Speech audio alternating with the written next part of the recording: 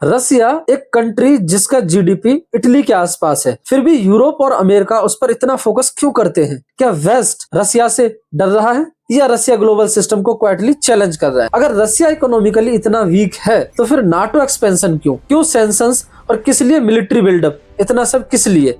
आज हम प्रोपेगेंडा नहीं, हार्ड न्यूट्रल जियोपॉलिटिकल ब्रेकडाउन करेंगे और शायद इसके बाद आपको समझ आए कि रसिया प्रॉब्लम है या पावर इक्वेशन का नेचुरल रिजल्ट है। Hello and welcome to the information. मैं Saurabh. Let's dive deep into it और इसे अच्छे से समझ। ग्लोबल मीडिया में रसिया को अक्सर अग्रेसिव पावर के रूप में दिखाया जाता है, लेकिन जब आप नंबर्स को देखते हो रसिया का जीडीपी हमें टॉप 5 कंट्रीज में नजर नहीं आता है। टेक्नोलॉजी डोमिनेंस की बात करें तो अमेरिका के आसपास भी नहीं है और फाइनेंशियल सिस्टम को वेस्ट कंट्रोल करता है। तो फिर क्वेश्चन सिंपल है, इतनी मिलिट्री अलायंस, इतने सैंक्शंस, इतना स्ट्रेटेजिक प्रेशर क्यों? जियोपॉलिटिक्स जो होता है ना, वो परसेप्शन और कैपेबिलिटी के बीच का गेम होता है।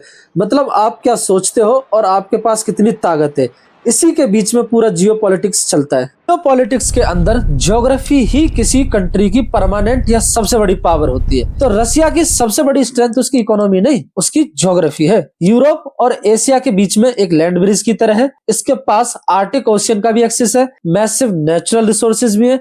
तो हिस्ट्री में ज्योग्राफी सिक्योरिटी और एक्सपेंशन का बेस रही है। रसिया को इन्वेड करना हिस्टोरिकली हर किसी के लिए एक बुरे सपने की तरह रहा है, एक नाइटमेयर की तरह रहा। चाहे वो नेपोलियन सही, वो भी फेल हुआ, चाहे हिटलर ने सेकंड वर्ल्ड वॉर में कोशिश करी, वो भी बुरी तरीके से फेल रहा। ग्लोबल ऑर्डर के अंदर जिस कंट्री के पास न्यूक्लियर वॉर हेड है वही सबसे पावरफुल है और इसमें यूनाइटेड स्टेट्स और रसिया सबसे टॉप पे आती है। तो रसिया और यूएस दोनों के पास thousands of nuclear warhead हैं। एक कंट्री इकोनॉमिकली छोटी हो सकती है, लेकिन अगर उसके पास म्यूचुअली अश्योर्ड डिस्ट्रक्शन कैपेबिलिटी है, दैट मींस ऐसे वेपन है जो कि खत्म कर सकते हैं पूरी दुनिया को, तो वो सेकेंडरी पावर नहीं हो सकती है। ये फियर नहीं, ये स्ट्रेटेजिक रियलिटी है। यही मेन रीजन है कि यूएसए ने नाटो को खत्म नहीं किया, इवन सेकंड वर्ल्ड वॉर के बाद और ज्यादा एक्सपेंड किया। तो कोल्ड वॉर के बाद जो नाटो जो था वो डिसॉल्व नहीं हुआ, इवन एक्सपेंड हुआ। Poland, Baltic state, eastern Europe alliance, ये सब इसके अंदर आ गए। तो दैट मींस वो नाटो जो अभी तक अमेरिका तक था वो धीरे धीरे रसिया के दरवाजे पे आ गया।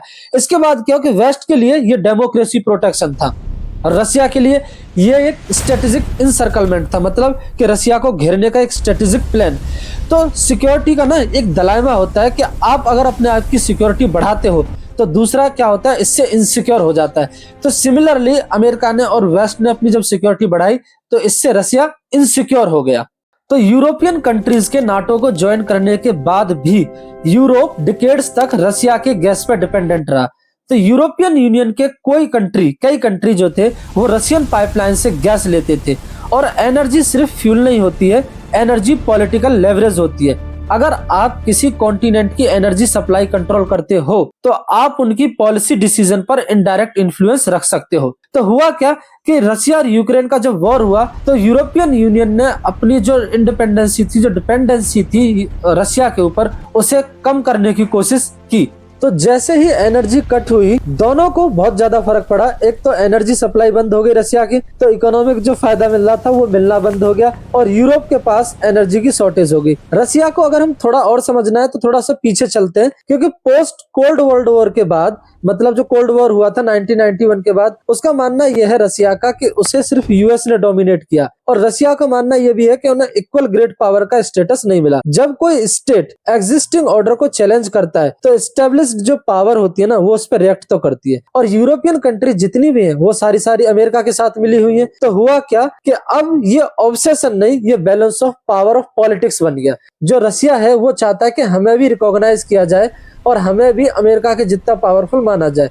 अभी तक माना जाता था कि पूरी दुनिया के अंदर रसिया और अमेरिका 2 सुपर पावर है, लेकिन जिस तरीके से चाइना और इंडिया इमर्ज आ रही है तो ये दोनों कंट्रीज की पावर को और ज्यादा हमें चैलेंज करते हुई नजर आती है। फाइनली अगर हम इस सबका कंक्लूजन निकालें तो इन द एंड हमें ये निकलता है, तो क्या यूरोप और अमेरिका रसिया, क्वेश्चन यही है सबसे बड़ा कि क्या यूरोप और अमेरिका रसिया से ऑब्सेस्ड है? तो अगर हम इस क्वेश्चन को समझते हैं न्यूट्रल एनालिसिस के हिसाब से तो हमें समझ में आता है कि ये ऑब्सेशन कम और स्ट्रेटेजिक कंटेनमेंट ज्यादा है। रसिया इकोनॉमिकली जाइंट नहीं है लेकिन जियोग्राफिकली मैसिव है, क्योंकि पूरा यूरोप के अंदर भी आता है और एशिया के अंदर भी आता है। मिलिट्री न्यूक्लियर सुपर पावर है। अमेरिका के बाद सबसे ज्यादा न्यूक्लियर वॉरहेड रसिया के पास है। उसके बाद एनर्जी लेवरेज भी रखता है। दुनिया की सबसे ज्यादा गैस पाइपलाइन या फिर कहो कि सबसे ज्यादा फॉसिल फ्यूल रसिया में है और ग्लोबल ऑर्डर को चैलेंज भी करता है। इसलिए रसिया एक ऐसा कंट्री बन जाता है जिसको इग्नोर नहीं किया जा सकता है। दूसरी तरफ यूरोप रसिया को एज अ मॉडर्न पावर देखे ना देखे, लेकिन उसे एक पास्ट नाइटमेयर की तरह याद रखता है और उसे उसी तरीके से ट्रीट भी करता है।